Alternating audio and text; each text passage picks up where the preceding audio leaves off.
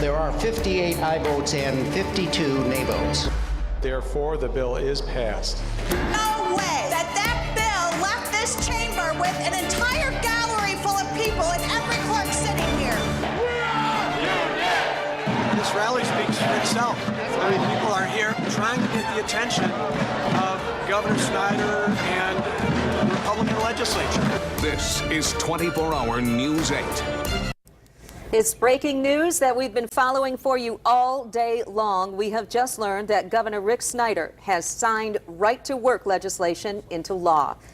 Good evening, everyone. Thank you for joining us tonight. I'm Susan Shaw. And I'm Marley Ginter. History made at the state capitol. More than 10,000 protesters swarmed the lawn officers in riot gear, made arrests. We've confirmed 3 people were arrested, although there may have been more. From protests to lawmakers arguing to what's next, our team of reporters is spread out to bring you the best coverage. We begin with 24-hour News 8's political reporter Rick Albin. Rick?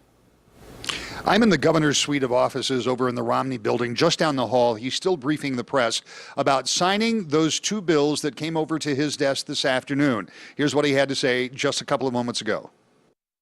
Just a few minutes earlier, I have signed these bills into law. So both the public sector and the private sector bill have been signed. So we are moving forward on the topic of workplace fairness and equality. Now, those bills will not go into effect until 90 days after session ends, which should be somewhere near the end of the year. So those bills effectively go into effect about April 1st. Today was a very tense day in the legislature, a very tense day in the Capitol building, even more so out on the Capitol lawn. Joe LaFurgey has more about that coming up. But first, a look at exactly what happened today in the State House. It started as if it were a normal day. The legislature comes to order to take care of the people's business. But it was no normal day because the business of this day was right to work. There were impassioned speeches on both sides. And we're going to pass something that will undo 100 years of labor relations. And there will be blood. There will be repercussions. Republicans took a considerably different view. Now, I urge you to support a bill that will give Michigan's working people the freedom to decide for themselves whether or not to join a union.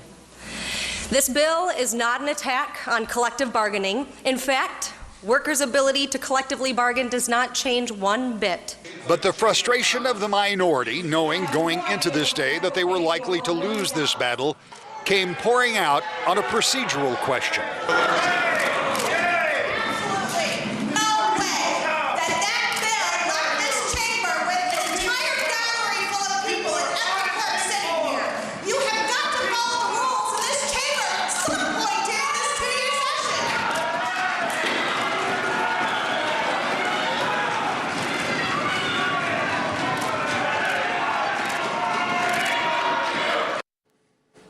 You cannot overemphasize what a sweeping change in policy this really represents, particularly in the state of Michigan, a state that has always been strong with unions and is actually the home of the UAW. But now, those people who go to work in union shops will have a chance to say no thank you when it comes to paying union dues.